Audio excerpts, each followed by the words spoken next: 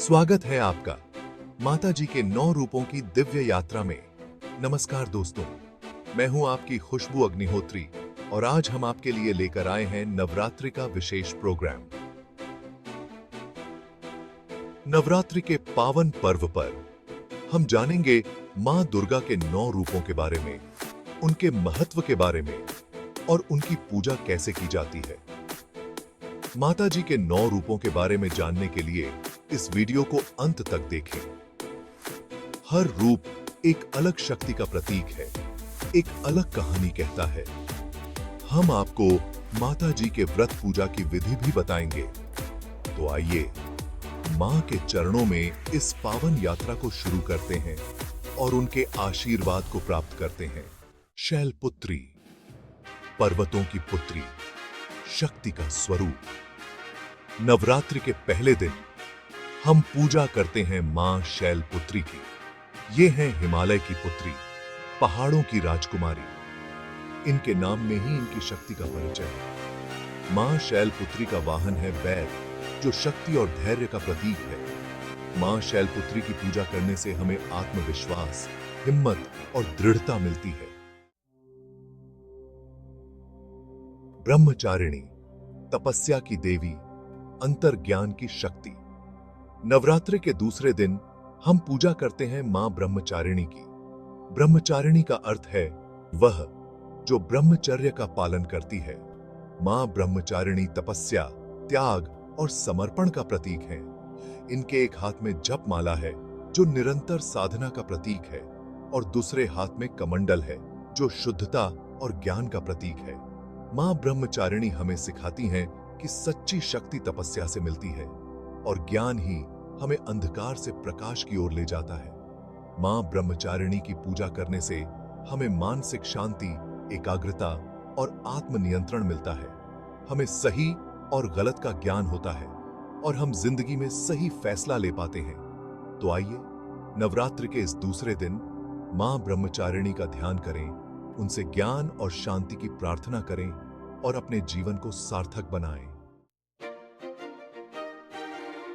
चंद्रघंटा शक्ति और सौंदर्य का अद्भुत संगम।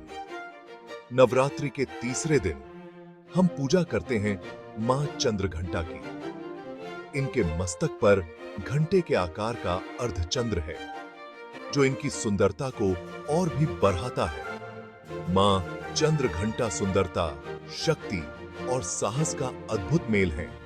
मां चंद्रघंटा सिंह की सवारी करती हैं जो शक्ति और निर्भयता का प्रतीक है।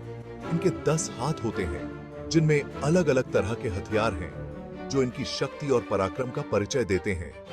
मां चंद्रघंटा की पूजा करने से हमें बुरी शक्तियों से रक्षा मिलती है और हमारे जीवन में सकारात्मक ऊर्जा आती है।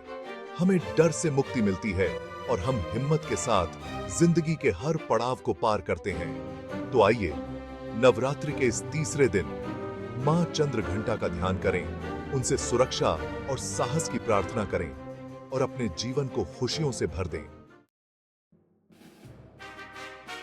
चैप्टर 4, कूष्मांडा, सृष्टि की जननी, अनंत शक्ति का भंडार।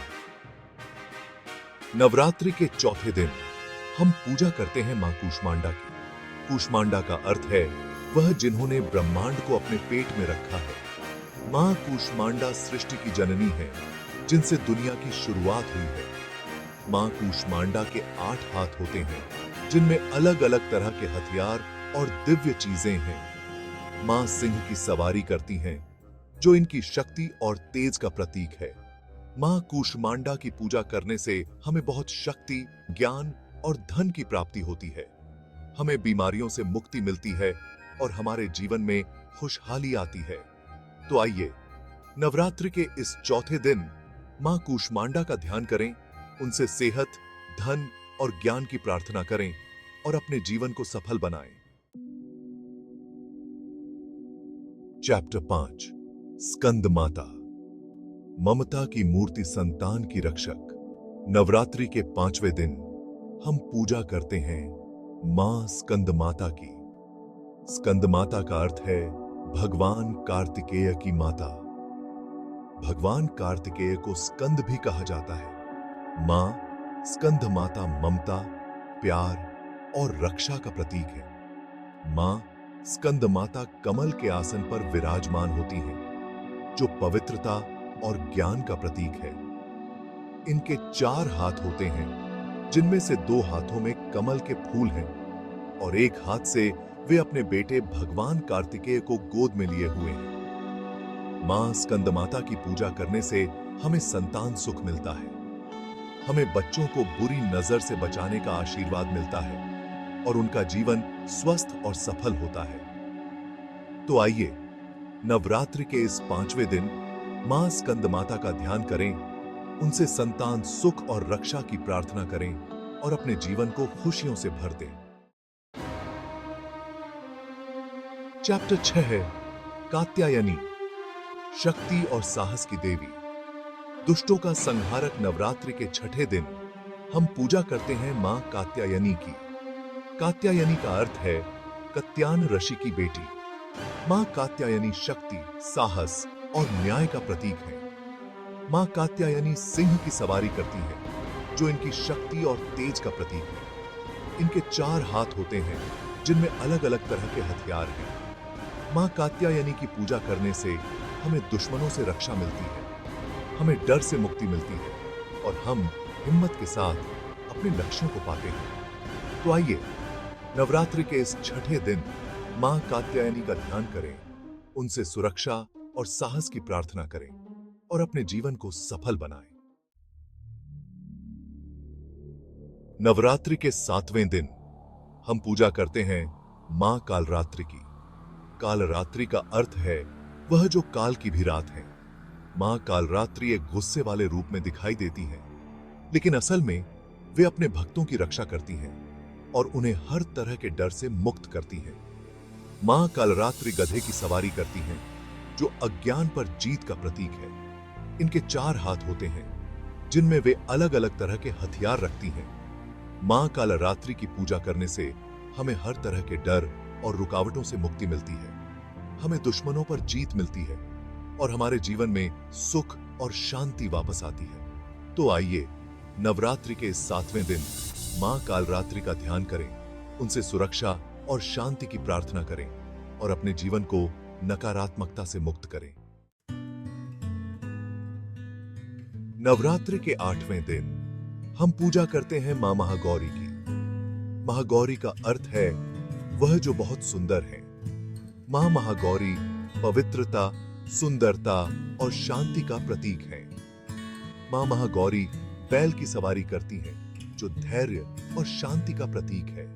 इनके 4 हाथ होते हैं, जिनमें वे अलग अलग तरह की दिव्य चीजें रखती हैं। मां महागौरी की पूजा करने से हमें पापों से मुक्ति मिलती है, हमें मानसिक शांति और सुख मिलता है और हमारा जीवन सफल और अमीर बनता है।